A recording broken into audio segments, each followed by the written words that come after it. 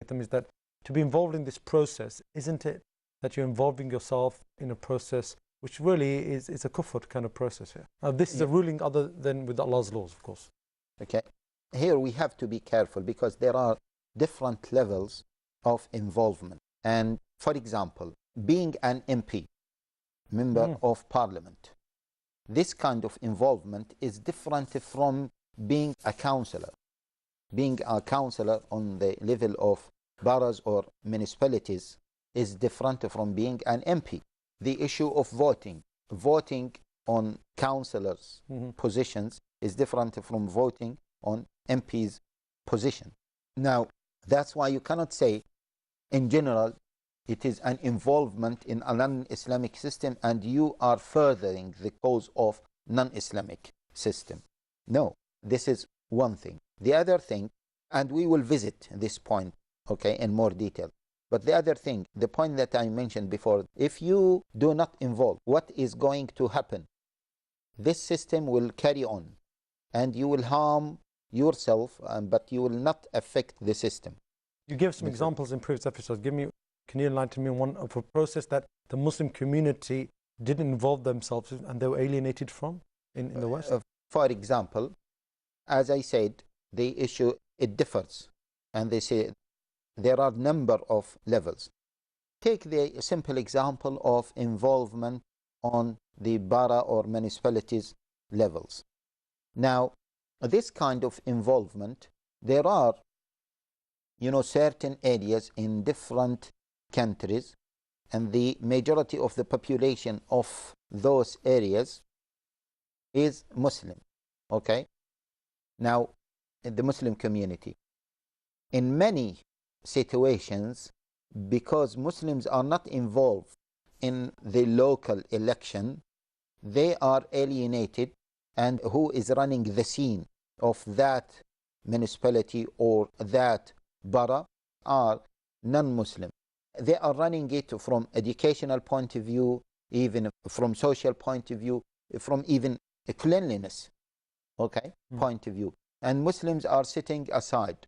That's why you go to some Muslim areas in different Muslim countries and you will see that these areas are devastated, they are not clean, and the people there are suffering from different problems. Muslim communities in non-Muslim countries. Yes. Okay. Why? Because the Muslims are not involved in running their affairs on a local level. We are not talking about the governmental level. We are talking about local level. This is a typical example of alienating yourself.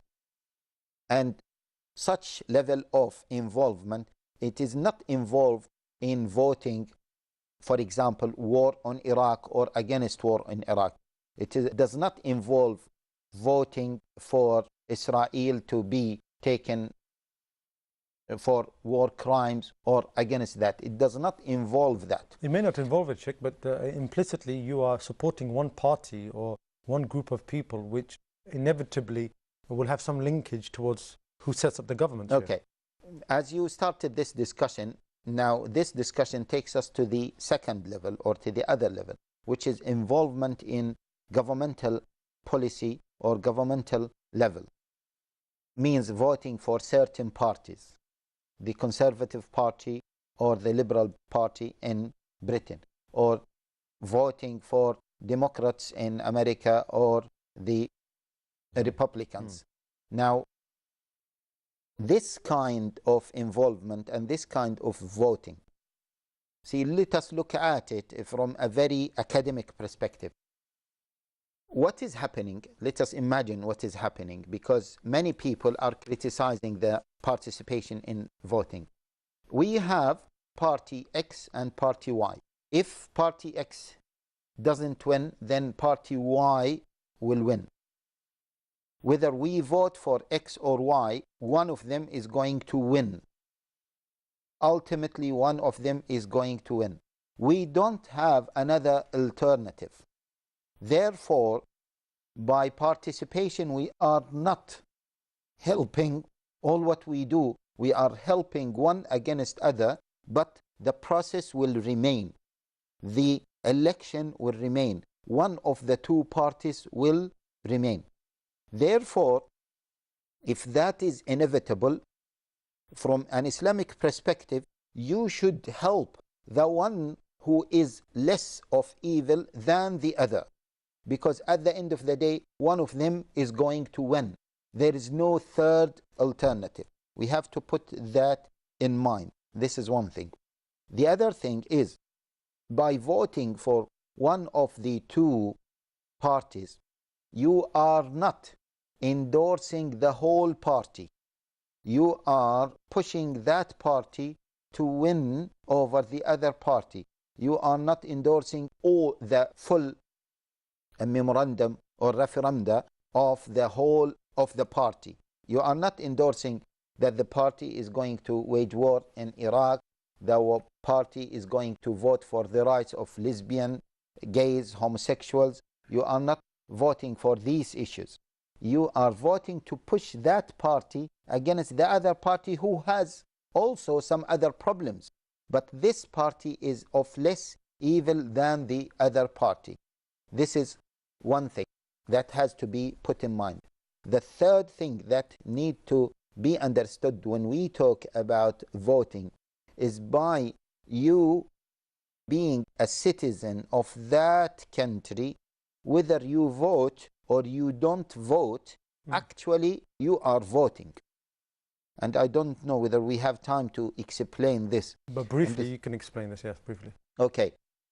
Now, let us take a country, and there are 10 people in that country. Okay? And there is party A and party B. Now, let us say that 5 people vote, or 4 people vote for A.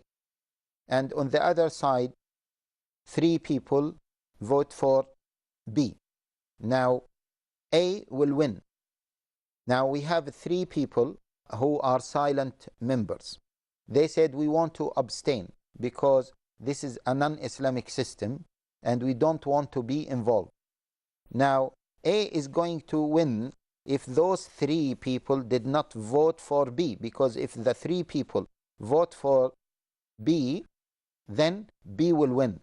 By them abstaining from voting for B, they are implicitly voting for A to win. This is what so many people do not understand. If you are counted as a citizen, not in the electorate, but as a citizen, by abstaining from voting, you are giving an implicit vote for one party over the other. So, if party A is anti-Islamic party and party B is anti-Islamic but is little bit better, by abstaining, you helped A to win. So basically, and again, it goes back to the main point on this, is that you're aiming to increase the good, stop the evil, and make the situation better for the Muslim. This is one thing. The other thing is, what we are saying is voting is inevitable. You are a citizen, whether you actively vote or you abstain from voting, you are voting. And this is the example. Remember the example of 10 and 4 vote for A, 3 vote for B. Now the other 3, if they abstain from voting for B, it means that they are helping A to win. Are you making this out to be, Sheikh, a necessity? Is this a necessary action for the citizen who is a Muslim? Does this become necessary upon him, that he has to vote now? Are you saying? Sometimes yes. Sometimes if we understood carefully what we have said, then sometimes voting may become obligation. If you know that if we abstain from voting, take for example... The London Mayor one is a very good one, actually. Yeah, London Mayor position was a very good one. But let me give another example on some local elections. Muslims did not vote for the right candidate. The other candidate came to power, and the other candidate was anti-Islamic. And there was a place Muslims were trying to get in order to establish their mosque, but that mayor of that area he was anti that, and he stopped them from building the mosque. All what they could have done is to vote for the right candidate in order to help him to come to power, and they know that this candidate will be easy for them in terms of establishing their own institutions. Now, can we say that those Muslims must vote in order to get the right candidate?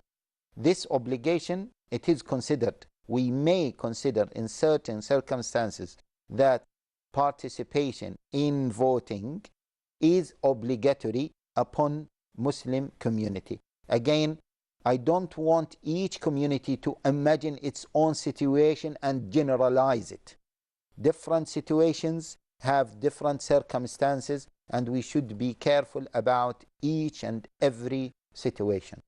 Okay, Sheikh Haitham Al Haddan, Jazakallah khair. Very interesting, and I hope you viewers are finding this a very interesting topic. I hope to join me next time in this series of episodes of Living in the West. Assalamu alaikum wa rahmatullahi wa barakatuh.